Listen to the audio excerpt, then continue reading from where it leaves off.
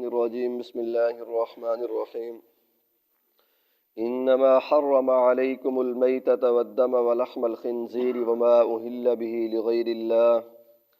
فمن اضطر غير باغ ولا عاد فلا إثم عليه إن الله غفور رحيم صدق اللہ العظیم۔ ترجمہ: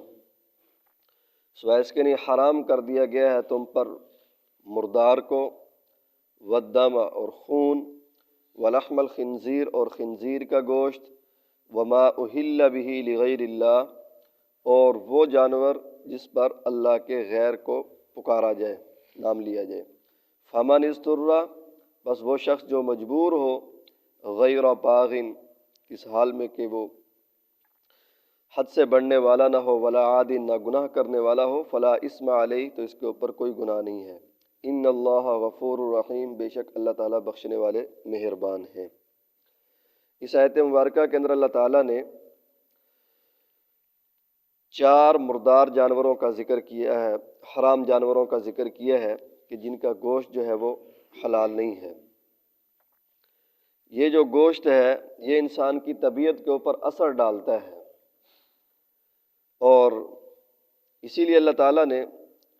دوسری جگہ پر یہ ارشاد فرمایا ہے کہ پاکیزہ چیزوں کا، پاکیزہ جانوروں کے گوشت کو حلال قرار دیا ہے، اور جو پاکیزہ نہیں ہے، ٹھیک ہے جی، ان کی بری عادات ہیں، اور ان بری عادات کی وجہ سے ان کو حرام قرار دیا ہے تاکہ انسان کے اندر بھی یہ بری عادات نہ آ جائیں۔ تو ان میں سے پہلی چیز ہے مردار بھائی، کہ کوئی جانور حلال ہو، مثلا بکری ہے، گائے ہے، بیل ہے، بھینس ہے، اونٹ ہے، یہ تبھی موت مر گیا ہے، اس کو ذبح نہ کیا جا سکا تو یہ حرام ہے، اس کا گوشت نہیں کھایا جا سکتا، کیونکہ وہ جو خون ہے وہ اس کے اندر رہ جاتا ہے، اور یہ خون جو ہے یہ حرام ہے، اور یہ طبیعت کے اوپر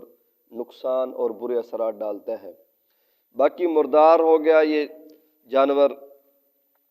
اس کی جو باقی چیزیں ہیں گوشت کے علاوہ، اس کا چمڑا ہے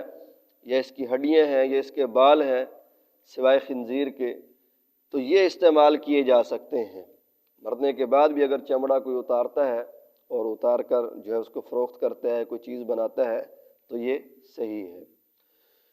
اور حضور علیہ الصلوۃ والسلام کے زمانہ کے اندر بھی ایک بکری جو ہے وہ مری ہوئی تھی، تو جیسے پھینک دی جاتی ہے، پھینک دی گئی، تو فرمایا کہ اس کی کھال جو ہے وہ اتار کر کسی کام کے اندر لائی جا سکتی تھی۔ تو کھال اور بال وغیرہ جو ہیں یہ استعمال سے مراد یہ ہے کہ ان کی کوئی چیز بنائی جا سکتی ہے، کھانے تو صحیح نہیں ہے، ٹھیک ہے نا جی۔ تو دوسری چیز ہے والدم اور خون۔ خون وہ ہے کہ جو ذبح کرتے وقت یہ نکلتا ہے، ٹھیک ہے نا جی، بہنے والا خون، دمم مسفوحہ اس کو کہا جاتا ہے، اور جو باقی تھوڑا بہت جو ہے وہ رگوں کے اندر رہ جاتا ہے، گوشت کے اوپر جو تھوڑا بہت لگا ہوا ہوتا ہے، وہ ناپاک نہیں ہے۔ ناپاک وہ ہے جو بہہ رہا ہوتا ہے خون جس وقت ذبح کرتے ہیں، اور وہ حرام ہے۔ اگر دوسرے خون کو دھوئے بغیر اگر جو ہے وہ گوشت استعمال کر لیا جائے تو یہ جائز ہے، یہ بات جائز کی ہے، لیکن نظافت صفائی کے خلاف ہے۔ ہونا یہی چاہیے کہ صاف ستھرا کر کے اس کو اچھی طرح دھوئے، ذرہ نہ ہو، اگر رہ جائے تو اس سے گوشت ناپاک یا حرام نہیں ہوتا۔ باقی بھئی یہ جو مردار ہے اس کے اندر جانور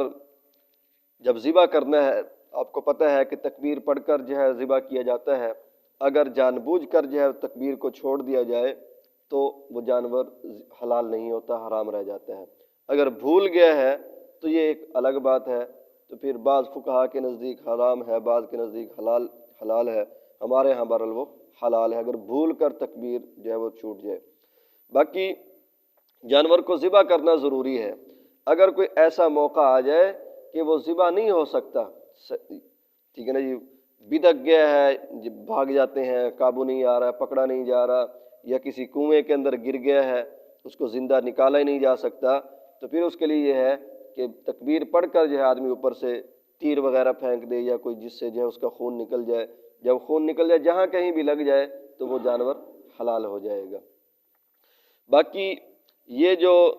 بندوق وغیرہ کے ساتھ شکار کیا جاتا ہے گولی کے ساتھ، اس میں ذبح کرنا ضروری ہے بھائی، بغیر ذبح کیے ہوئے اگر وہ مر جائے تو وہ حلال نہیں ہوتا، کیونکہ اس کی چوٹ کا بھی اثر ہوتا ہے، اس سے بھی وہ جو پرندہ وغیرہ جانور مرتا ہے۔ تیسری چیز اللہ تعالیٰ نے فرمایا کہ وَلَحْمَ الْخِنْزِيرِ، خنزیر کا گوشت، ٹھیک ہے جی، تو خنزیر نجس العین فإنہ وَلَحْمَ الْخِنْزِيرِ فإنہ رجس، دوسری جگہ پر آیا ہے کہ خنزیر کا گوشت یہ نجس ہے، یہ پلید ہے، ناپاک ہے، لہٰذا اس کی کسی چیز کو جو ہے آدمی استعمال نہیں کر سکتے، اس کو نجس العین کہا جاتا ہے کہ بالکل یہ نجس ہے۔ اور وما اہل بہ لغیر اللہ، اور وہ جانور کہ جس کے اوپر اللہ کے غیر کا نام لیا جائے، اگر تکبیر پڑھتے ہوئے کسی اور کا، پیر کا، کسی بزرگ کا، کسی نبی کا نام لیا جائے تو پھر تو بالاتفاق جو ہے یہ حرام ہے، جائز نہیں ہے۔ باقی یہ جو ایک اس کی کچھ صورتیں ہیں، ان میں سے ایک صورت یہ بھی ہے کہ اگر کسی ولی اور کسی بزرگ کے تقرب حاصل کرنے کے لیے، جیسے اللہ کو خوش کرنے کے لیے بندہ جانور دیتا ہے، ذبح کرتا ہے، ٹھیک ہے نا جی، اور